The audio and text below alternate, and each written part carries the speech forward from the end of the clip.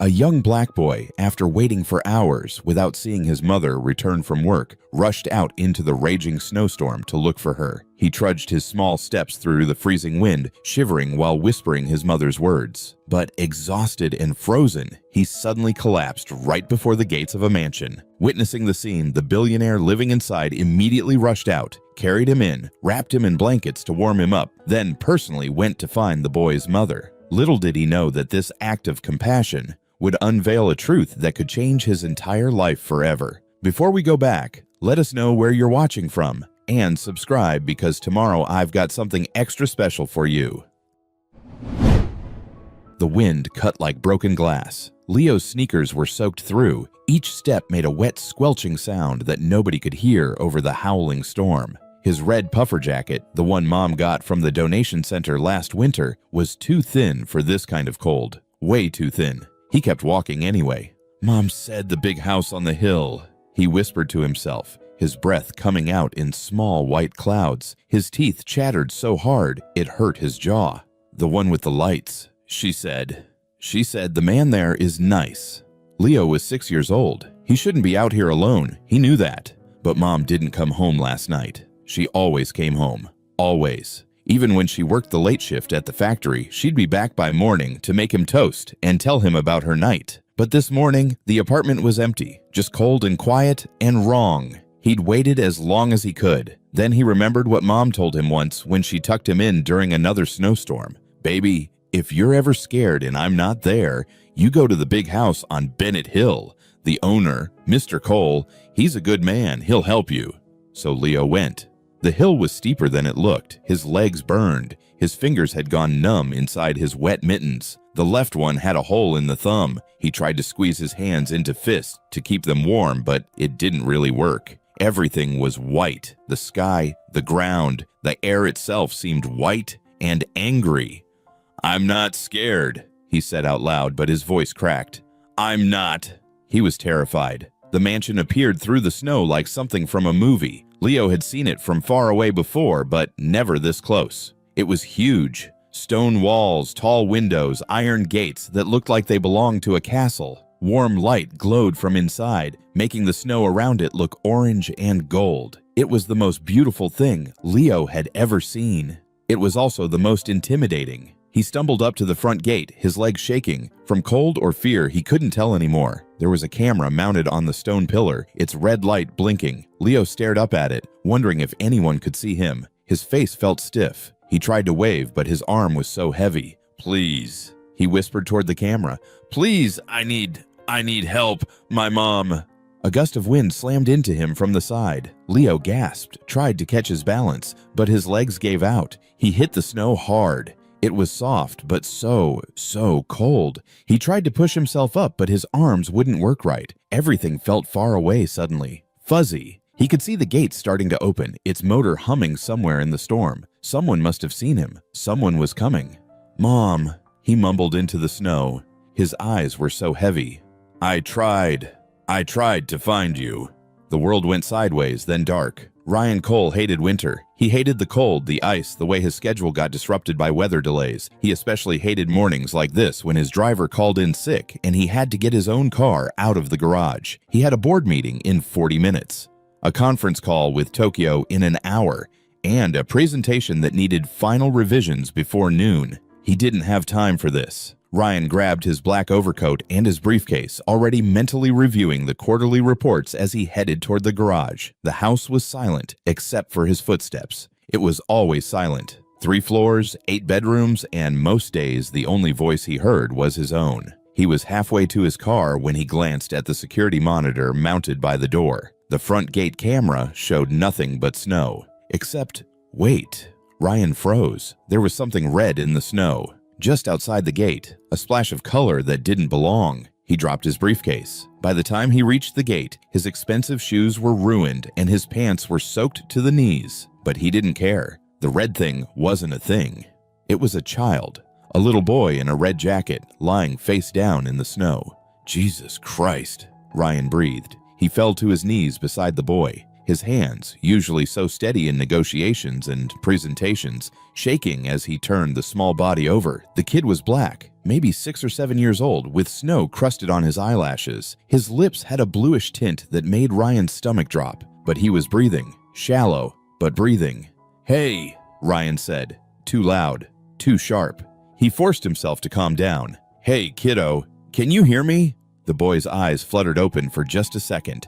They were brown and confused and scared. His lips moved, barely forming words.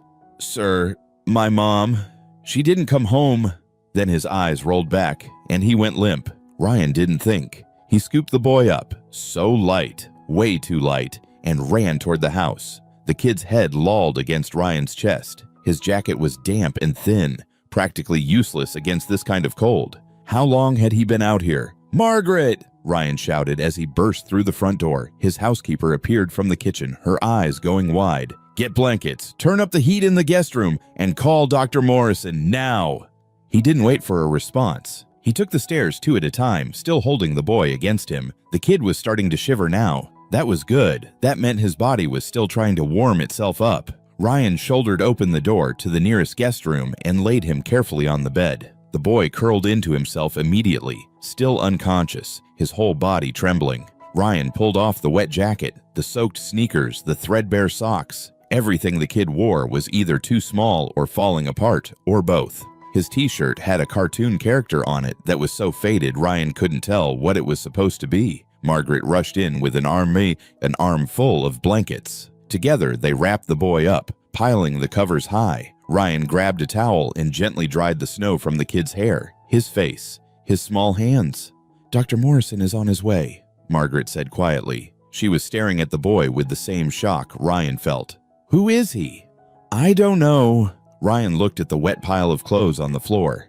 "Check his pockets. Maybe there's an ID, a phone number, something." There was a small backpack Ryan hadn't noticed before, also soaked. Margaret picked it up carefully and unzipped it. She pulled out a pair of torn mittens, a plastic container that probably held lunch at some point but was empty now, a crumpled homework paper with Leo M. written in crayon at the top, and a drawing, a child's drawing done on the back of what looked like a utility bill. Ryan took the drawing. It showed 2 figures holding hands under a big yellow sun, one tall, one small, both colored in with brown crayon, smiling huge smiles. At the bottom, in shaky letters, "Me and Mommy."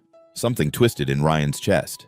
"His name is Leo," he said, his voice rough, "and he's looking for his mother." Leo woke up warm. That was the first thing he noticed. He was warm in a way he hadn't been since... He couldn't remember. The second thing he noticed was that nothing looked right. The ceiling was too high. The bed was too soft. There were curtains. Actual thick curtains, not bed sheets taped over windows. He sat up fast, his heart pounding. Where was he? "Easy there." Leo's head whipped toward the voice. A man sat in a chair beside the bed. He was tall, even sitting down, with neat dark hair and sharp eyes that looked gray in the light. He wore a white shirt with the sleeves rolled up and an expression Leo couldn't read. Not mean, but not exactly friendly either. Careful. "Who are you?" Leo's voice came out scratchy. His throat hurt. "My name is Ryan Cole. This is my house." The man leaned forward slightly. "You collapsed outside my gate. Do you remember that?" Leo's memories came back in pieces. The snow, the cold, Mom not coming home, walking, falling. "Where's my mom?" The words burst out of him. "I have to find my mom. She works at the loud place, the factory. She didn't come home and I..." "Hey, slow down." Ryan held up a hand. His voice was firm, but not angry. "What's your mother's name?" "Sophia. Sophia Mitchell." Leo clutched the blankets. They were so soft. Everything here was soft and clean and expensive looking, and he didn't belong here, but he didn't know where else to go.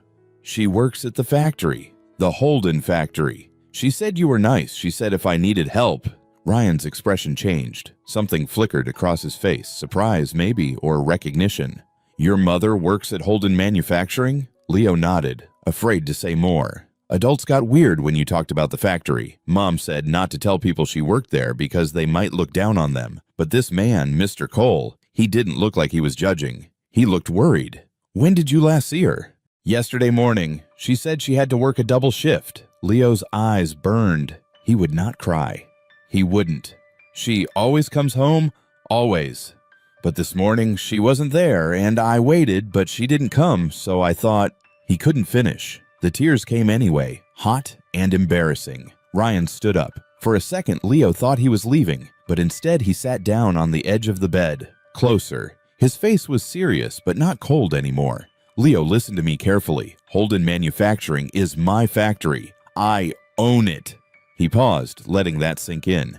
"And if your mother is there and something's wrong, we're going to find her. Right now." Leo stared at him. This was the boss? Mom's boss? The owner of everything? "You'll help me find her."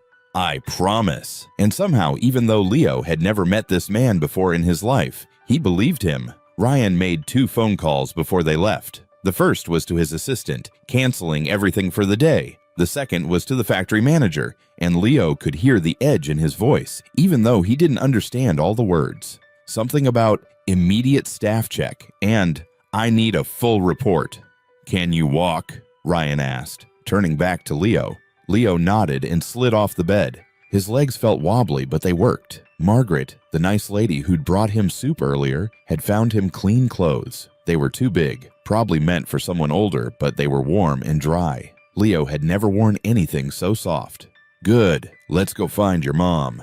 The car was bigger than Leo's entire bedroom. Black leather seats, screens everywhere, and it was already warm when they got in. Ryan drove fast, but not scary fast, his jaw tight, his eyes fixed on the road. Leo sat in the back, watching the snow-covered streets blur past. "Mr. Cole?" Leo's voice sounded small in the quiet car. "You can call me Ryan." "Ryan, is my mom in trouble? Because she didn't come home? Is she gonna lose her job?" Ryan's hands tightened on the steering wheel. "No, your mom is not in trouble. But I need to understand what's happening at that factory." Leo didn't understand what that meant, but the way Ryan said it made him feel a tiny bit safer. The factory appeared after 20 minutes of driving. It was huge and gray and ugly, with smokestacks and metal walls and trucks parked everywhere. Even from outside, Leo could hear the noise, banging and whirring, and the sound of machines that never stopped. Mom said the noise gave her headaches, but she never complained. She said they needed the money. Ryan parked in his reserved spot near the main entrance. He got out and came around to open Leo's door, then hesitated. "Stay close to me," he said. "Don't let go of my hand." Leo grabbed his hand. Ryan's palm was warm and steady. Together they walked through the front doors. The noise hit Leo like a wall. Everything was loud and smelled like metal and oil. Workers in stained uniforms moved between machines, most of them not even looking up. A few glanced over and did double takes when they saw Ryan. Their faces went carefully blank, the way Mom's face did sometimes when the landlord came by. A man in a tie hurried over, his face red and sweaty. "Mr. Cole, sir, we weren't expecting a—" "I need to speak with Sophia Mitchell. She's on the production line." Ryan's voice was calm, but had an edge to it. "Where is she?" The manager's eyes flicked to Leo, then back to Ryan. "Mitchell, let me check the schedule." "Now, please." The manager pulled out a tablet, his fingers fumbling across the screen. "She clocked out about 2 hours ago. End of her shift." Leo's stomach dropped. "But she didn't come home." The manager looked uncomfortable. "Sir, I'm sure there's an explanation. Check if anyone's seen her. Check the break rooms, the parking lot, anywhere she might be." Ryan's voice grew sharper. This child walked through a blizzard looking for his mother because she didn't come home. So I suggest you find her quickly. The manager's face went pale. He grabbed his radio. "All supervisors, this is Henderson. I need eyes on Sophia Mitchell. Production line 3. Anyone seen her in the last 2 hours?" Static. Then a voice crackled back. "Yeah, she's still here. Medical room. She wasn't feeling well after her shift." Ryan's jaw clenched. "Take us there." They followed the manager through the factory floor. Leo's hand stayed tight in Ryan's as they weaved between machines and workers. The medical room was at the back, a small space with a cot, a desk, and a first aid kit on the wall. Mom was sitting on the cot, her head in her hands. She looked exhausted, dark circles under her eyes, her uniform wrinkled and stained with sweat. When she heard the door open, she looked up. Her eyes went wide. "Leo? Baby, what are you—" Then she saw Ryan behind him. "Mr. Cole." She tried to stand, swaying slightly. Ryan moved forward quickly, his hand going to her elbow to steady her. "Mrs. Mitchell, sit down, please." Sir, I'm fine. I just needed a minute after my shift. Mommy! Leo pulled free from Ryan and ran to her, wrapping his arms around her waist. You didn't come home. I was so scared. Mom's face crumpled. She pulled Leo close, her whole body shaking. Oh, baby, I'm so sorry. I'm so sorry. She looked over his head at Ryan, tears streaming down her face. I was going to call for a cab. I just felt dizzy, and the nurse said I should rest for a few minutes before driving. You drove here? Ryan's voice was tight. The bus doesn't run early enough for my shift. I have to drive. She swayed again, and Ryan pulled over the room's only chair, positioning it behind her. Sit. Now! It wasn't a request. Mom sank into the chair, still holding Leo. Ryan turned to the manager. How long was her shift? The manager checked his tablet. Standard 8 hours, 6 p.m. to 2 a.m. And the shift before that? The manager's face went red. She worked a double yesterday, 2 p.m. to 10 p.m., then came back for the night shift. Ryan's expression went cold. So she worked 8 hours, had a 4-hour break, then worked another 8 hours? We were short-staffed. We asked for volunteers. Did you pay her overtime? Of course, sir. Everything by the book. By the book? Ryan's voice was dangerously quiet. The book says people need rest. The book says you don't work someone for 16 hours out of 24. He turned to Mom. How often does this happen? Mom looked down at Leo, clearly not wanting to answer in front of him, but Ryan waited, patient and immovable. A few times a month, she finally said. When they're behind on orders, they ask who can stay, and if you say no too many times, she trailed off. If you say no, what happens? You're not a team player. And when they need to cut hours or let people go, team players are remembered. Her voice was barely above a whisper. I have a son to feed, Mr. Cole. I can't afford to not be a team player. Ryan stood very still for a moment. Then he pulled out his phone and made a call. Dr. Morrison, Ryan Cole, I need you to come to Holden Manufacturing right now. I have an employee who's worked 16 hours in the last 24 and is showing signs of exhaustion. He paused, listening. Yes, I'll wait. He hung up and looked at the manager. Dr. Morrison will be here in 15 minutes. Until then, Mrs. Mitchell stays here and rests. Get her water and something to eat. Sir, I'm really okay. Mom started. With respect, Sophia, you're not.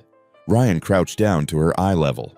You're pale, you're swaying, and your son had to walk through a blizzard to find help because you couldn't make it home.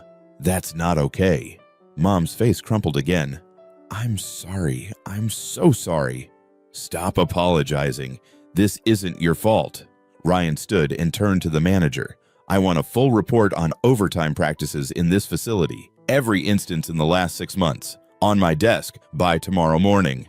Mr. Cole, I assure you we're following all regulations. Then the regulations aren't good enough. Ryan's voice cut through the room. If my employees are too exhausted to drive home safely, something is wrong, and I'm going to fix it. Dr. Morrison arrived 20 minutes later, a kind-faced man with gray hair and a calm demeanor. He examined Mom while Ryan took Leo into the hallway to give them privacy. Is Mommy gonna be okay? Leo asked, his voice small. Ryan knelt down to his level. Yes, she's just very tired. Dr. Morrison is going to make sure she's healthy, and then we're going to take her home so she can rest. She works too hard. I know. Ryan's voice was gentle. And that's going to change. I promise you. How? I'm going to make sure the people who work for me have time to rest, time to be with their families, time to be human beings, not just workers. Ryan met Leo's eyes. Your mom shouldn't have to choose between taking care of you and keeping her job. Mom says that's just how things are. Well, I'm going to change how things are. Dr. Morrison emerged from the medical room. She's dehydrated and exhausted, but otherwise healthy. I've given her some fluids and vitamins. She needs rest. At least 2 full days, no work. She'll have it. Ryan stood. Thank you for coming so quickly. Of course. Dr. Morrison glanced at Leo, then back to Ryan. This is the boy who walked through the snow? This is Leo. Dr. Morrison held out his hand, and Leo shook it solemnly. You're very brave, young man, and you did exactly the right thing by asking for help. I remembered what Mom said about Mr. Cole being nice. She was right. Dr. Morrison smiled. Take care of your mother, okay? Make sure she rests. I will. They went back into the medical room. Mom was standing now, moving slowly but more steady. She'd changed into clean clothes someone had brought her, a simple sweater and jeans from her locker. She looked embarrassed and grateful and exhausted all at once. Ready to go home? Ryan asked. I can take a cab. I'm driving you. No arguments.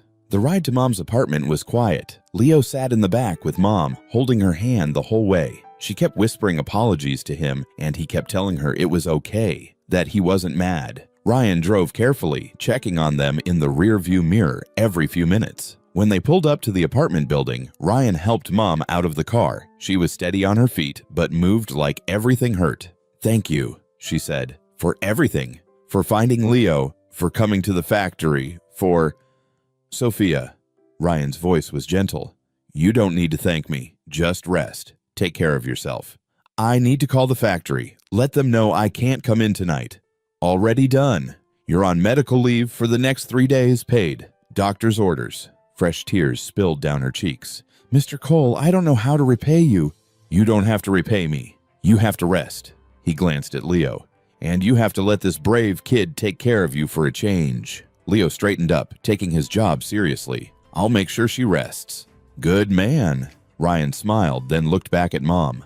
I'll check in tomorrow. If you need anything, groceries, medicine, anything, you call me. Understood? Mom nodded, not trusting her voice. They watched Ryan drive away, his expensive car looking out of place on their shabby street. Then Mom and Leo went inside, and Mom immediately collapsed on the couch. I'm sorry, baby, she whispered. You must have been so scared. I was, but Ryan helped us. Leo climbed onto the couch beside her. Mom, is he really going to make things better at the factory? I don't know, sweetie. I hope so. I think he will.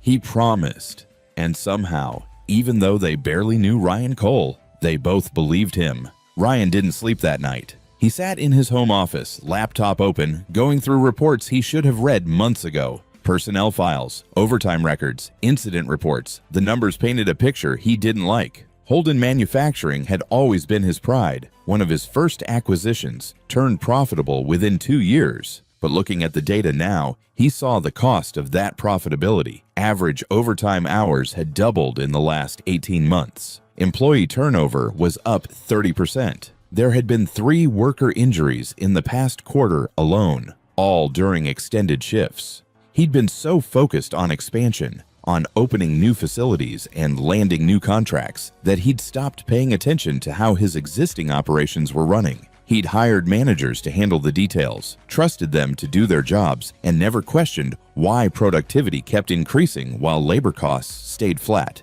Now he knew. They were squeezing more work out of fewer people. His phone rang at 2 a.m. He answered without checking the caller ID. Cole. Sir, it's Marcus Reeves, his head of operations. I got your message about the report. I'm working on it now, but I wanted to give you a heads up. The overtime situation at Holden isn't unique. Ryan's stomach dropped. Explain. All 3 of our manufacturing facilities have similar patterns. High overtime, especially in the last year. It's how we've been meeting increased demand without hiring additional staff. Why wasn't I informed? You approved the strategy, sir. Last year's board meeting, you said to maximize efficiency and keep overhead low until we knew demand would sustain. Marcus paused. We were doing what you asked. Ryan closed his eyes. He remembered that meeting, remembered pushing for leaner operations, better margins. He just hadn't thought about what leaner operations meant for the actual people doing the work. Send me everything, he said. Every facility, every department. I want full transparency on working conditions, overtime practices, employee feedback, all of it.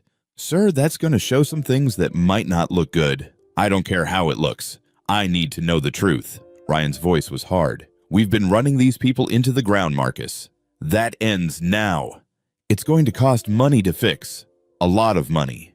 Then it costs money. Ryan stood, pacing to the window. Outside, the snow had stopped, leaving everything clean and white. A 6-year-old boy nearly froze to death because his mother was too exhausted to make it home from our factory. If that doesn't tell us something's wrong, I don't know what would. Marcus was quiet for a moment. I'll have the full report by noon. Thank you. Ryan hung up and stared out at the darkness. He'd built his company on the idea of doing things right. quality products, fair prices, good business practices. But somewhere along the way, he'd lost sight of the most important stakeholders, the people who actually made the products. He made himself a promise in that moment. Things were going to change, really change, not just at Holden, but across all his operations. And if the board didn't like it, too bad. The next morning, Ryan had flowers and groceries delivered to Sophia's apartment before he went to the office. Nothing excessive, just basics like milk, bread, eggs, and some easy-to-prepare meals. The flowers were simple daisies because they seemed like something that would make her smile without being too formal. Then he went to work and called an emergency meeting of his senior leadership team. 8 executives sat around the conference table, looking nervous. They knew Ryan well enough to recognize when he was truly angry, and the tightness around his eyes told them this wasn't going to be a normal meeting. Yesterday, Ryan began without preamble. One of our factory workers nearly collapsed from exhaustion. She'd worked 16 hours in a 24-hour period. Her 6-year-old son had to walk through a blizzard to find help because she didn't make it home. He paused, letting that sink in. Anyone want to explain to me how we let that happen? Silence. No one. Fine. I'll tell you. We let it happen because we've been so focused on profit margins and efficiency that we forgot we're employing human beings, not machines. Ryan pulled up a document on the screen behind him. These are our overtime statistics for the past year. Anyone see a problem? The numbers were staggering. Some employees had logged over 100 hours of overtime in a single month. This is unsustainable and unethical, Ryan continued. I don't care if people volunteered for this overtime. When your choice is between working yourself to death or losing your job, that's not really a choice. Sir, Marcus spoke up carefully, our margins are already tight. If we limit overtime, we'll need to hire more staff. That means higher labor costs. Then our margins get tighter. Ryan's voice was flat. I'd rather have lower profits than blood on my hands. The board won't like it. The board doesn't have to like it. I'm the majority shareholder. I make the final call. Ryan leaned forward. Here's what's going to happen. Effective immediately, we're implementing new policies across all operations. No one works more than 10 hours in a single day without explicit approval from me personally. No one works more than 50 hours in a week, period. That's going to slow production. Then we hire more people. Ryan cut off the objection. I want each facility manager to submit hiring plans within a week. We're going to properly staff our operations. Sir, another executive spoke up, this could cost millions. I know what it will cost. Ryan's voice was hard. But let me ask you something. What does it cost when a single mother works herself to exhaustion? When her kid has to walk through a blizzard alone? When our employees are too tired to drive home safely? He looked around the table. That's not a cost I'm willing to accept anymore. The room was silent. I built this company to be better than this, Ryan said quietly. To treat people fairly. To do the right thing. And somewhere along the way, I lost sight of that. I got comfortable. I stopped asking questions. He stood. That ends today. We're going to fix this, and we're going to do it right. Any questions? Just one, Marcus said. What about the worker, Sophia Mitchell? What happens to her? Ryan had been thinking about that all night. I want to offer her a position at corporate headquarters, something that uses her skills but doesn't require physical labor or overtime. Can HR put together some options? Of course. Good. I'll speak with her myself once she's recovered. Ryan looked around the room. Anything else? No one spoke. Then get to work.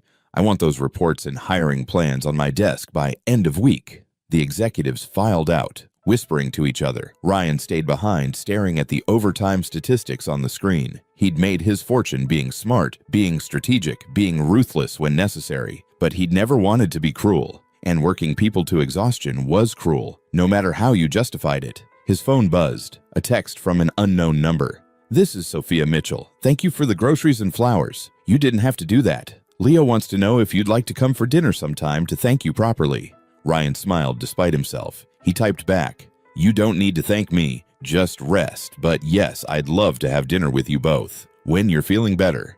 3 dots appeared, then, you're a good man, Mr. Cole. He stared at those words for a long time. He wasn't sure if they were true, not yet. But he was going to try to become the kind of man who deserved them. 5 days later, Ryan knocked on Sophia's apartment door holding a briefcase and a bag of takeout. "I hope you don't mind," he said when she opened the door, looking surprised. "I brought Chinese food, and I wanted to talk to you about something."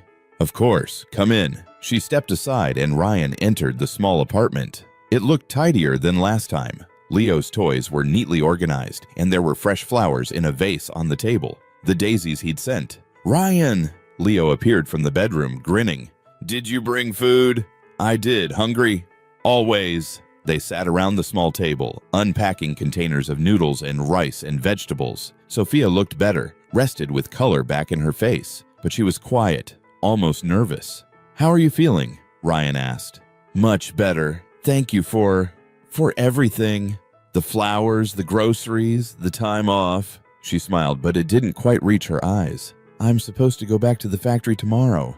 "Actually, that's what I wanted to talk to you about." Ryan set down his chopsticks. "I have a proposition for you." Sophia's smile faded. "Mr. Cole." "Ryan, please." "Ryan, if this is about what happened, I promise it won't happen again. I'll manage my time better." "That's not it." Ryan pulled a folder from his briefcase. "I've been reviewing operations across all my facilities. The overtime situation at Holden isn't unique. It's systemic, and it's my fault for not paying attention." "You can't blame yourself." "Yes, I can. I'm the owner. The responsibility is mine." He opened the folder. "I'm making changes, new policies, new hiring, new management structure. But I need people who understand what's wrong with the current system, people who've lived it." Sophia looked confused. "I don't understand." "I want to offer you a job at headquarters as my administrative assistant." The room went silent. Leo's eyes went wide. Sophia just stared. What?" "My current assistant is transferring to our London office. I need someone organized, intelligent, and honest. Someone who won't just tell me what I want to hear." Ryan slid the folder across to her. "The pay is more than double what you're making at the factory. Full benefits, reasonable hours, and room for advancement." Sophia opened the folder with shaking hands. Her eyes scanned the offer letter, and Ryan watched her face go pale. "This is too much. I don't have office experience. You've been managing a household on a tight budget while working overtime at a factory. You're more qualified than half the people in my office." Ryan leaned forward. "Sophia, I'm not offering this as charity. I need someone good, and I think you'd be excellent at this job." "But why me? You could hire someone with a degree, with experience." "Because you understand what it's like to struggle, to work hard and still barely get by. That perspective is valuable." Ryan's voice was gentle. "And because your son walked through a blizzard to save you. That tells me you're someone who inspires incredible loyalty. That's the kind of person I want working with me." Tears welled in Sophia's eyes. "I don't know what to say." "Say you'll think about it. You don't have to decide right now." "Can I really do this? Office work?" Sophia looked down at her hands, rough from factory work, nails cut short. I'm not polished, like the people who work in those buildings downtown." "Polish is overrated. Substance matters more." Ryan smiled. "Besides, Leo told me you're the smartest person he knows. I trust his judgment." Leo nodded seriously. "Mom's really smart. She helps me with all my homework." Sophia laughed through her tears. "Baby, you're in first grade. The homework is addition." "Still counts." Ryan watched them together, the easy affection, the way they teased each other. He felt something twist in his chest, something he couldn't quite name. Envy, maybe. Not of what they had, but of never having experienced it himself. "Can I ask you something?" Sophia said quietly, once Leo had gone back to his room to play. "Why are you really doing this? The job offer, the policy changes, all of it. Is it guilt?" Ryan considered the question carefully. "Partly, yes. I feel responsible for what happened to you, but it's more than that." He paused, trying to find the right words. "I spent my whole life building a company, chasing success, and I thought I was doing it the right way, working hard, being smart, playing by the rules. But I forgot to ask myself why I was doing it.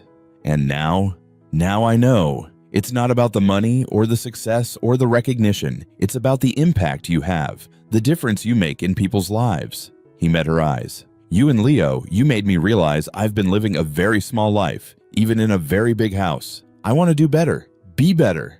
Sophia reached across the table and squeezed his hand. "You're already better than you think you are." They sat in comfortable silence for a moment. Then Sophia pulled her hand back and looked at the offer letter again. "When would I start?" "Whenever you're ready. 2 weeks, a month, your timeline. And if I'm terrible at it, then I'll train you until you're good at it. But I don't think that will be a problem." Ryan smiled. "You managed to keep yourself and Leo afloat on an impossible budget while working a job that would break most people. I think you can handle scheduling my meetings." Sophia laughed, a real laugh this time. "Okay, yes, I'll do it." "Yes? Yes." She looked determined now, the fear replaced by something else. Hope, maybe. "I want to try. For Leo, to show him that things can get better. They will get better, I promise." Leo appeared in the doorway. "Does this mean we can eat in fancy restaurants sometimes?" "Leo!" Sophia looked mortified, but Ryan just laughed. "Tell you what, buddy, when your mom starts her new job, we'll celebrate. Any restaurant you want. Even the place with the giant burgers? Even there. Deal." Leo ran over and threw his arms around Ryan's waist. Ryan froze for a second, surprised, then slowly put his arms around the boy's shoulders. "Thank you for helping my mom," Leo said, his voice muffled against Ryan's shirt. "You're the best." Ryan looked over Leo's head at Sophia, who was crying again, but these were good tears, happy tears. "You're welcome, kiddo," Ryan said softly. "Anytime." Sophia's first day at Cole Enterprises was a disaster, not because she couldn't do the work. She picked up the systems faster than Ryan expected, but because she was terrified of making a mistake. She arrived 30 minutes early, dressed in the nicest clothes she owned, a simple black skirt and white blouse that she'd had for years. She stood outside the building, looking up at the gleaming glass tower, taking deep breaths. "You can do this," she whispered to herself. "It's just a job. You've handled worse." Inside, the lobby was intimidating, all marble and chrome, with well-dressed people striding purposefully to elevators. Sophia felt immediately out of place. Her clothes were clean but old. Her shoes were practical but worn. She didn't have a designer bag or perfect hair or the confidence that everyone else seemed to carry naturally. Ryan met her at the elevator bank. He looked different in his work environment, more formal, more commanding. But when he saw her, his expression softened. "Ready?" "No, but I'm here." He smiled. "That's all that matters. Come on, I'll show you around." The 15th floor was busy even at 8:30 a.m. People moved between cubicles and offices, carrying coffee and folders, talking on phones. They looked competent and busy and like they belonged. Sophia felt like an imposter.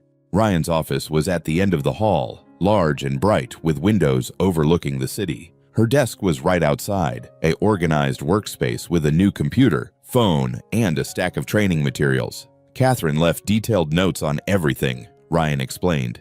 "Daily routines, important contacts, how I like my schedule organized. Take today to read through it all. No pressure." "Okay." Sophia sat down at the desk, running her hands over the smooth surface. It was nicer than any furniture in her apartment. "I have meetings all morning, but I'll check in at lunch. If you need anything, just call me." Ryan paused. "And Sophia, breathe. You've got this." The morning was overwhelming. There was so much to learn. Computer systems, phone protocols, file organization. Catherine's notes were thorough but dense. Sophia read the same paragraphs 3 times, trying to absorb everything. Other employees stopped by to introduce themselves. They were polite but clearly curious about her, the new assistant who'd come from nowhere. Sophia could see them taking in her clothes, her nervous demeanor, trying to figure out where she fit in the hierarchy. "You must be Sophia." A woman in an expensive suit extended her hand. "I'm Jennifer from HR. Welcome to the team." "Thank you." Sophia shook her hand, very aware of how rough her own hands felt. "Where did you work before this?" "Holden Manufacturing, on the production line." Jennifer's eyebrows rose. "Oh, that's different. Well, if you need anything, my office is on 12.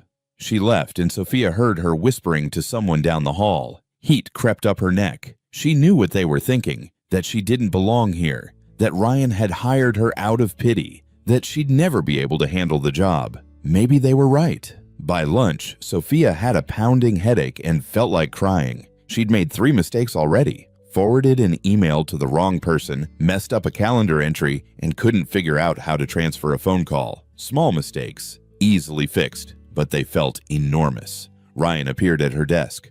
Ready for lunch? I can eat here. I have so much to learn. You need a break. He grabbed his coat. Come on. They went to a quiet restaurant nearby. Sophia barely tasted her food, too anxious about all the work waiting for her. How's it going? Ryan asked. Honestly, I'm drowning. Sophia set down her fork. Everyone here is so smart and confident, and I don't even know how to work the copy machine. What was I thinking? Accepting this job. You were thinking you deserved a chance to do something better.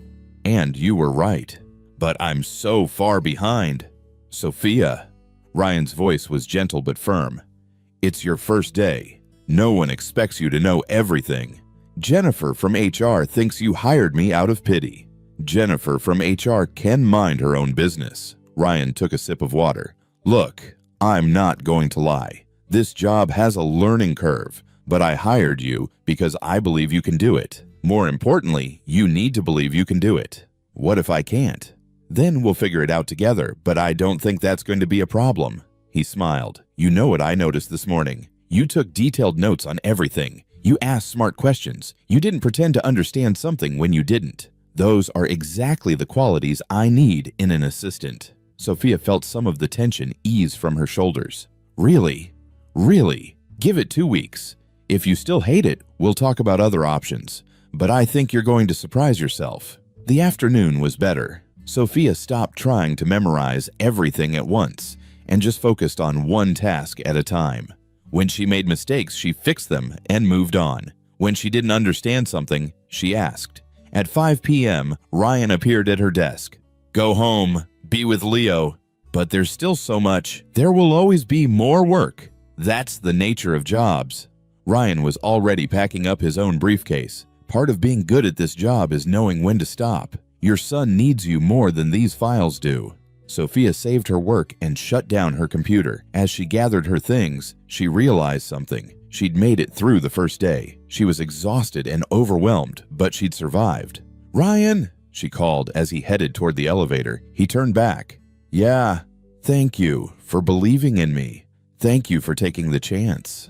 On the bus ride home, Sophia called Leo's after-school program to let them know she was on her way. Then she leaned her head against the window and allowed herself a small smile. She'd done it. 1 day, down. 3 weeks in, Sophia hit her stride. She arrived at 7:30 now. Not because she had to, but because she liked the quiet time before the office got busy. She'd learned the systems, memorized Ryan's preferences, and figured out which coffee order went with which kind of meeting. More importantly, she'd stopped apologizing for every small mistake. Ryan noticed the change. She moved with more confidence now, handled problems without panicking, even pushed back when she thought he was overcommitting his schedule. You have 4 meetings tomorrow that will each run over their scheduled time, she told him one afternoon, standing in his office doorway with her tablet. Something has to move.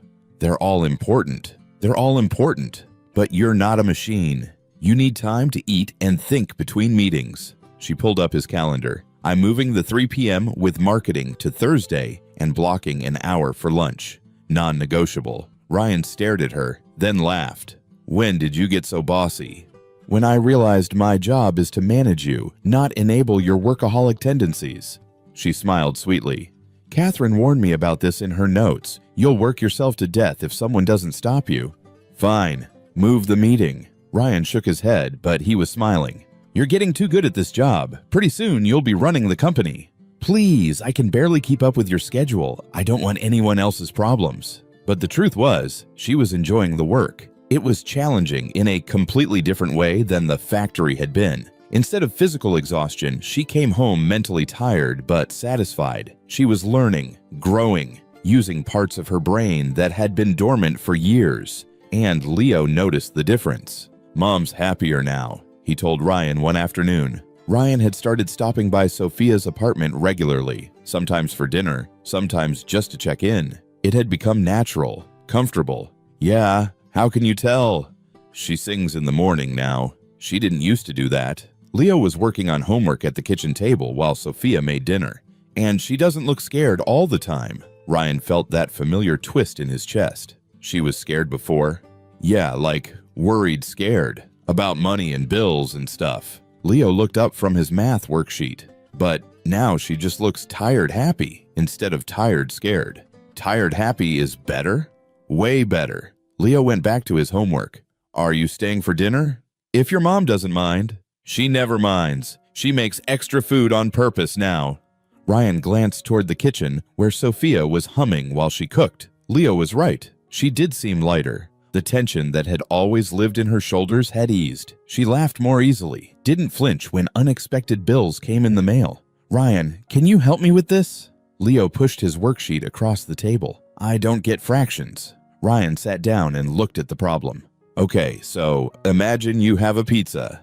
They worked through the homework together while Sophia cooked. It was domestic and ordinary, and somehow one of the best evenings Ryan had experienced in years. No business dinners, no networking events, no trying to impress anyone, just dinner with people he cared about. How was work? Sophia asked over dinner. Chicken and rice and vegetables that somehow tasted better than anything at the expensive restaurants Ryan usually ate at. Productive. The new hiring is starting to show results. Employee satisfaction scores are up across all 3 facilities. He paused.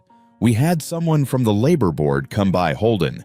Apparently one of the former supervisors filed a complaint saying I was retaliating against him. The one who got fired?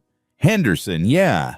But the board investigator reviewed everything and cleared us. Turns out they'd had complaints about his management style before. Ryan took another bite. The investigator actually complimented our new policies, said more companies should follow our model. Sophia smiled. That's wonderful. It's expensive, Ryan admitted, but it's right. And honestly, I think we'll be more profitable long term. People work better when they're not exhausted. Imagine that. They grinned at each other across the table, sharing the inside joke. Leo looked between them, not understanding, but happy they were happy. After dinner, Ryan helped with dishes while Leo took his bath. It was comfortable, working in the small kitchen together. Their hands occasionally brushed, reaching for the same plate, and they'd laugh and apologize, even though neither of them really minded.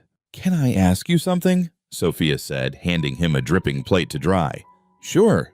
Why don't you date? I mean, you're successful, you're... She paused, blushing slightly. Attractive. You must have women interested in you. Ryan was quiet for a moment, focusing on drying the plate. I tried dating for years, but it never worked out. Why not? Because I was never really present. My mind was always on work, on the next deal, the next acquisition, and the women I dated, they were interested in the money and the status, not... He trailed off. Not you. Not me. He set down the plate. After a while, I just stopped trying. Seemed more honest to be alone than to pretend I was capable of giving someone the attention they deserved. Sophia turned off the water and faced him. You're capable of it now. Look at how you are with Leo. With me. You're present and attentive and kind. That's different. How? Because I'm not trying to impress you. I can just be myself. Ryan leaned against the counter. With you and Leo, there's no pretense, no performance. It's just real. Real is good. Real is better than I ever expected. He smiled. Honestly, I'm happier now than I've been in my entire adult life. This, dinners, homework help, normal conversations, it's everything I didn't know I was missing. Sophia's eyes were soft. You know you're part of our family now, right? Not just my boss or Leo's friend. Family. Yeah. Ryan's voice was rough. Yeah. She reached out and squeezed his hand. The best kind of family. The one we choose. Leo appeared in the doorway in his pajamas, hair still damp from the bath. Ryan, will you read me a story? Of course, buddy. They moved to Leo's small room, and Ryan sat on the edge of the bed while Leo picked out a book. Sophia stood in the doorway, watching them with an expression that made Ryan's chest tight. This was what mattered, not board meetings or profit margins or business success. This, being part of something real, being needed, being loved not for what you could provide, but for who you were. He read Leo 2 chapters, and by the end, the boy was nearly asleep. Ryan tucked the blanket around him carefully. Night, Uncle Ryan, Leo mumbled. Ryan froze. It was the first time Leo had called him that. He looked at Sophia, who was smiling with tears in her eyes. Night, Leo, he whispered back. Sweet dreams. The call came on a Tuesday afternoon in May. Sophia was at her desk, organizing Ryan's schedule for the following week, when her phone rang.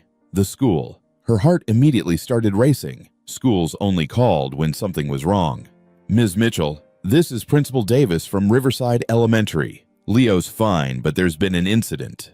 What kind of incident?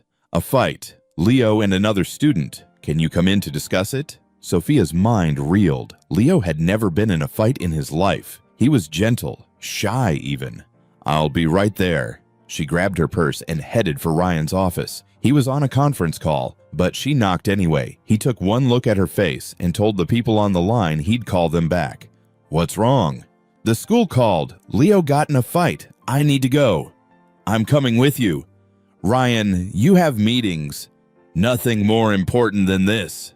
He was already grabbing his coat. Let's go. They made it to the school in 15 minutes. Principal Davis met them in the front office, a stern woman in her 50s with kind eyes that had seen everything. Thank you for coming so quickly. Please have a seat. They sat in the small office while the principal pulled up files on her computer. Leo's normally an excellent student, well-behaved, respectful, which is why this incident is so concerning. What happened? Sophia asked, her voice tight. During recess, another student, Tommy Henderson, made some comments about Leo's home situation, specifically about Leo's father not being in the picture. Principal Davis looked uncomfortable. Tommy's exact words were that Leo's dad probably left because no one would want a family like his. Sophia felt like she'd been punched. Ryan's jaw clenched so hard she could hear his teeth grinding. What did Leo do? Ryan asked, his voice dangerously quiet. He pushed Tommy. Tommy pushed back. Then Leo punched him. Principal Davis pulled up photos on her computer. Tommy has a black eye. Leo has a split lip. Sophia covered her mouth with her hand. Oh my God. Where is he? Ryan asked. In the nurse's office, but I need to discuss consequences first. Our policy is zero tolerance for violence. Violence. Ryan's voice cut like a blade. A kid insults Leo's family and Leo defends himself, and you're calling it violence? Mr. Cole, I understand your concern, but we have rules. Your rules let a child be bullied about his family situation. Ryan leaned forward. What did Tommy's parents have to say about his behavior? Principal Davis shifted uncomfortably. Tommy's father he's on the school board. He feels Leo overreacted. Of course he does. Ryan's laugh was bitter. Let me guess. Tommy's not being suspended? Both boys will receive detention. That's not equal punishment, and you know it. Ryan stood up. Tommy started this with targeted harassment. Leo defended himself. If you're going to punish them the same way, you're telling every kid in this school that bullies and victims are the same thing. Mr. Cole, I appreciate your position, but no buts. Either Tommy faces real consequences for his behavior, or I'll be at the next school board meeting explaining why the son of a board member gets special treatment. Principal Davis looked at Sophia. Ms. Mitchell, do you agree with this approach? Sophia had been silent, processing everything. Now she straightened in her chair. Yes, I do. My son isn't violent. If he hit another child, that child must have pushed him past his limit. And from what you've described, Tommy said something cruel and intentionally hurtful. Playground insults are common. Attacking a child's family isn't a playground insult. It's targeted harassment. Sophia's voice was steady now. Leo's father isn't in our lives. That's our reality. And for another child to weaponize that, to use it to hurt my son, that's not acceptable. Principal Davis was quiet for a long moment. Finally, she nodded. You're right, both of you. I'll speak with Tommy's parents again, and I'll recommend counseling for Tommy. He's been acting out more lately. And Leo? Ryan asked. No detention, but I'd like you to talk to him about better ways to handle conflict. We will, Sophia promised. They were taken to the nurse's office where Leo sat on a cot, holding an ice pack to his lip. When he saw them, his face crumpled. I'm sorry, he said immediately, tears starting. I'm really sorry. I didn't mean to hit him, but he said. Sophia pulled him into her arms. I know, baby. I know what he said. He said Dad left because we weren't good enough, that nobody would want us. Leo's voice broke, and I got so mad, and I pushed him, and then he pushed me back, and then I hit him. I didn't even think about it. Hey! Ryan knelt down beside them, his hand on Leo's shoulder. "Look at me." Leo looked up, his eyes red and swollen. "What Tommy said was cruel and wrong. Your family is amazing. You and your mom, you're the best people I know." Ryan's voice was gentle, but hitting him wasn't the right choice. "You understand that?" "Yes, sir." "Good. Next time someone says something that hurts you, what should you do?" "Tell a teacher?" "Tell a teacher. Tell your mom. Tell me. Let the adults handle it." Ryan squeezed his shoulder. "But I also want you to know something. Standing up for your family, that took courage. You just need to learn to do it with words instead of fists." "Okay." Leo wiped his eyes. "Are you mad at me?" "No, I'm not mad." Ryan pulled him into a hug. "I'm proud of you for defending your mom. Just wish you'd chosen a different way to do it." They took Leo home, stopping for ice cream on the way, even though it was barely past lunch. Leo was quiet, still processing everything. When they got to the apartment, he went straight to his room. Sophia collapsed on the couch, exhausted. Ryan sat beside her. "That Henderson kid," she said quietly. "His father is Paul Henderson, the supervisor you fired." Ryan closed his eyes. "Of course he is. This is because of me, because I took this job, because you fired his dad." "Stop." Ryan took her hand. "This is not your fault. Paul Henderson got himself fired by falsifying records and treating his employees like garbage. His son is unfortunately learning his values. That's not on you." "But Leo's paying the price." "Leo stood up for himself and his family. That's not a price. That's growth." Ryan squeezed her hand. "And we'll make sure the school handles this properly. Tommy needs to learn that actions have consequences." Sophia leaned her head on his shoulder. "When did my life get so complicated?" "When you met me, probably." She laughed despite everything. "Yeah, probably." They sat in silence for a while, just being present with each other. Then Leo appeared from his room, his expression serious. "Can I ask you something?" he said, looking at Ryan. "Anything." "Tommy said his dad said you stole his job and ruined his life." Leo climbed onto the couch between them. "Is that true?" Ryan chose his words carefully. "Tommy's dad worked at the factory where your mom used to work. He was in charge of scheduling, and he was making people work too many hours. It was dangerous and wrong, so I let him go." "So you did take his job?" "I took his job because he wasn't doing it right. His responsibility was to take care of the workers, and instead he was hurting them, including your mom."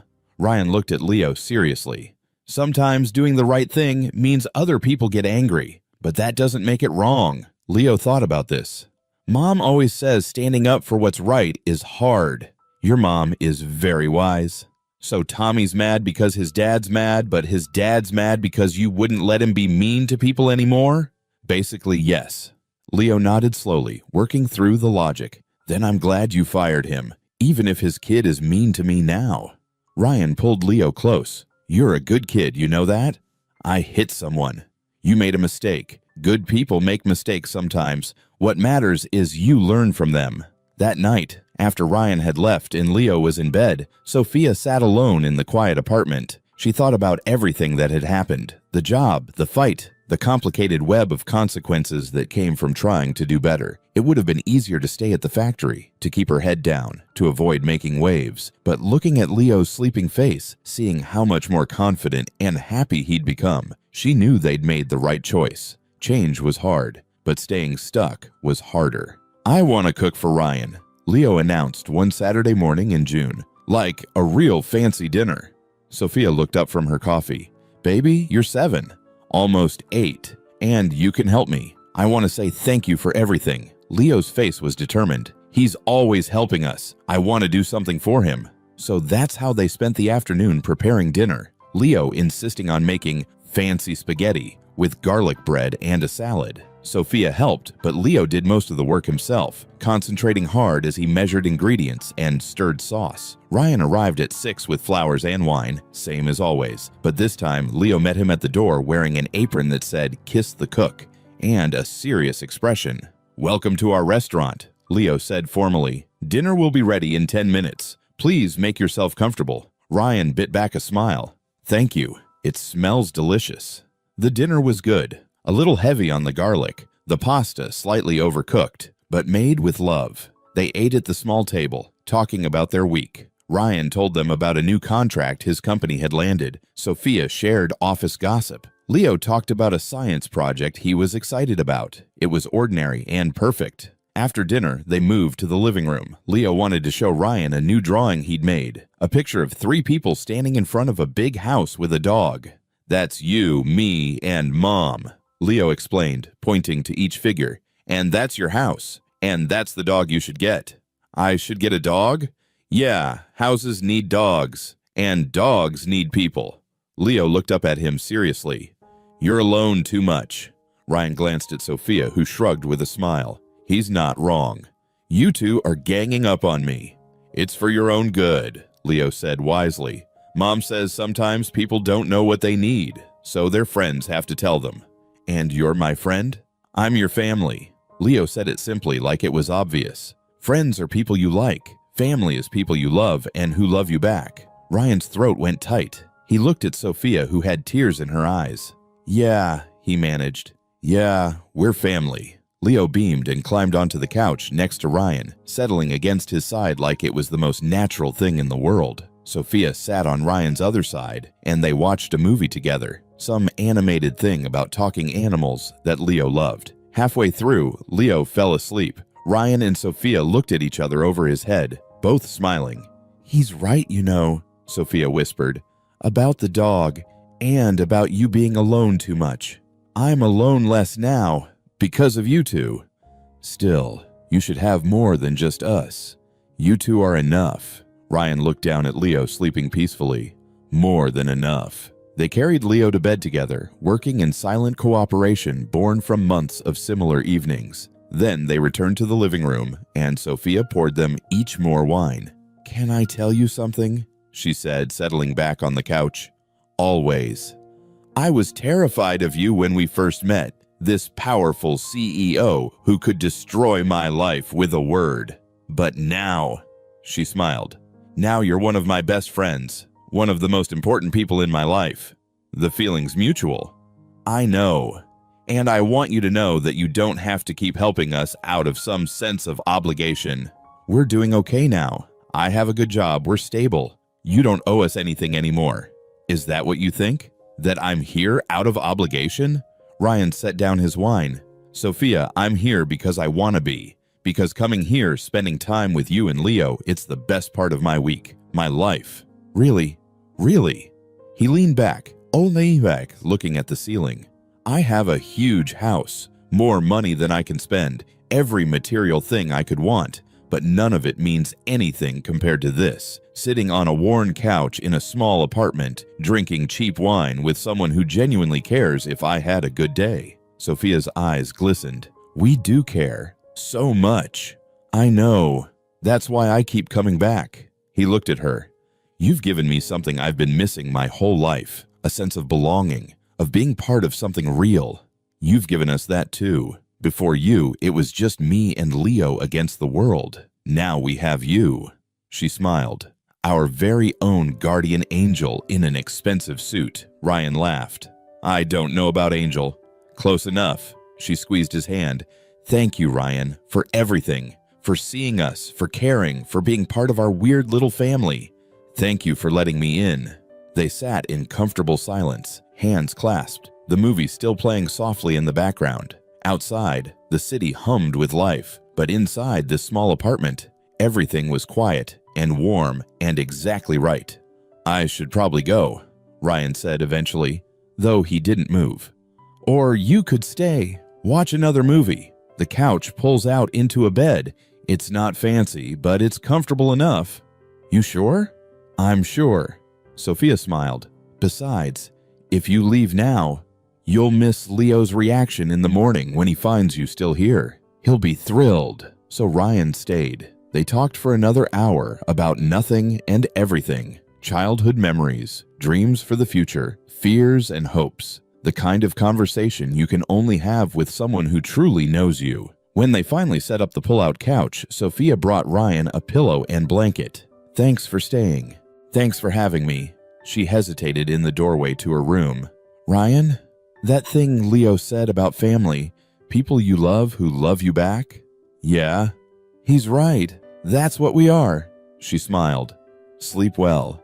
After she'd gone, Ryan lay in the darkness, listening to the sounds of the apartment settling, the distant hum of traffic. He thought about his mansion on the hill, so big and empty and cold despite all its luxury. This place, with its worn furniture and thin walls and cheap wine, felt more like home than anywhere he'd ever lived. Christmas came with snow again. Ryan had invited them to spend the holiday at his house. "It's practically tradition now," he'd said. "We started this thing in the snow. Might as well keep celebrating there." The mansion was transformed. Over the past months, Leo and Sophia had left their mark. Photos on the mantle, Leo's drawings on the fridge, a reading corner with comfortable chairs and good light. It looked lived in, loved. They spent Christmas Eve decorating the tree together. Ryan had bought way too many ornaments, and Leo delighted in hanging each one, telling stories about what they represented. "This one's a book because Mom loves reading. This one's a star because I want to be an astronaut. This one's a briefcase because Ryan works too much." Leo grinned at that last one. "Hey," Ryan protested, "I don't work too much anymore. You work medium much now. That's better." After the tree was done, they made cookies that turned out lopsided and watched old movies until Leo fell asleep under the tree, waiting for Santa. Sophia and Ryan sat on either side of him, the colored lights casting soft shadows. "This is nice," Sophia said quietly. "It really is. A year ago, I never could have imagined this. Any of it." She looked around the room. "I was so scared all the time. About money, about keeping Leo safe, about whether we'd make it. And now I'm still scared sometimes, but it's different. It's not survival fear anymore. It's just normal life fear, the kind everyone has." She smiled. "Having you in our lives made all the difference." Ryan was quiet for a moment. Then he reached under the tree and pulled out a small box. "I have something for you. Both of you, actually." Inside was a key on a silver chain. Sophia looked at it, confused. "It's a key to this house," Ryan explained. "I had it made months ago, but kept chickening out about giving it to you." "Ryan, let me finish." He took a breath. "I've been thinking about what Leo said, about family being people you love who love you back. And I realized something. I don't need a wife or kids of my own to have a family. I already have one." Sophia's eyes filled with tears. "You and Leo, you're my family. The one I chose, the one that chose me back." Ryan's voice was steady but emotional. "And I want you to know that this house isn't just mine anymore. It's ours, all three of us. You don't have to live here if you don't want to. Your apartment is your home. But this place, it's your home too, whenever you need it, whenever you want it." "Why are you doing this?" "Because I love you." Ryan said it simply, clearly, not romantically. "We've figured out that's not what this is. But deeply, truly, the way you love the people who matter most. You're my people, my family. And I want you to know you always have a place here." Sophia was fully crying now. "We love you too, so much." "I know." Ryan squeezed her hand. "So this is my promise.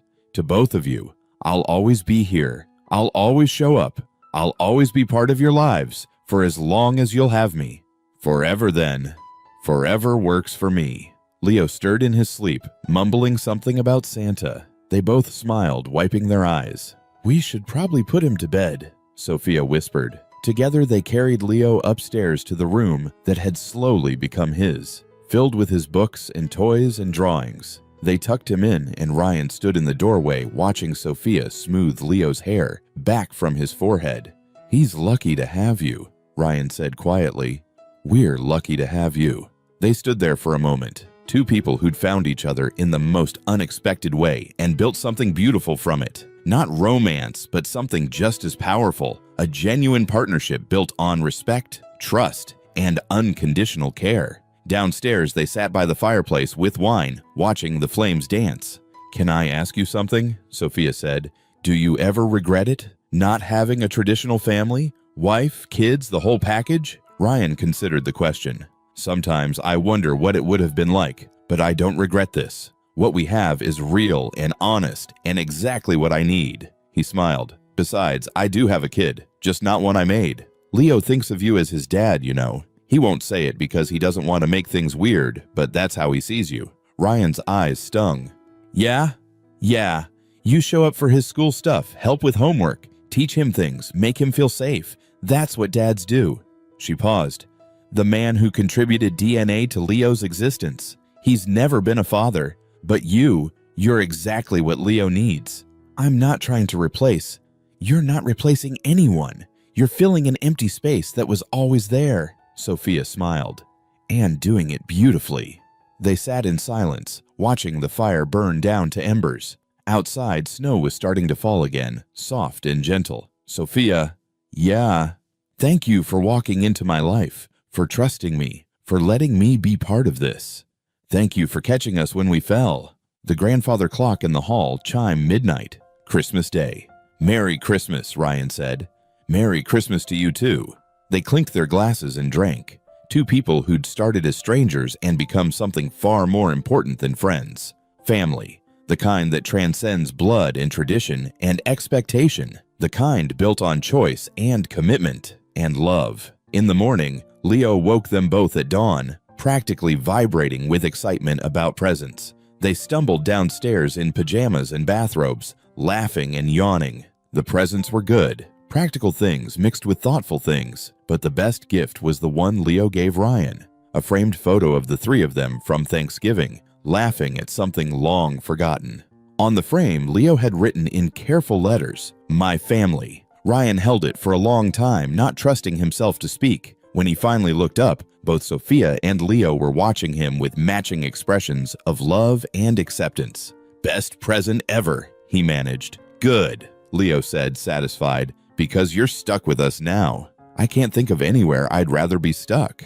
And he meant it. Every word. Because somewhere between snowstorms and factory floors, between late-night homework and small kitchen dinners, the three of them had built something none of them expected. A home, not defined by walls or blood, but by the quiet certainty that no one in this little family would ever face the world alone again. And as laughter filled the mansion that Christmas morning, Ryan understood the truth at last. This wasn't the ending of their story. It was the beginning of the life they were finally brave enough to choose. Join us to share meaningful stories by hitting the like and subscribe buttons.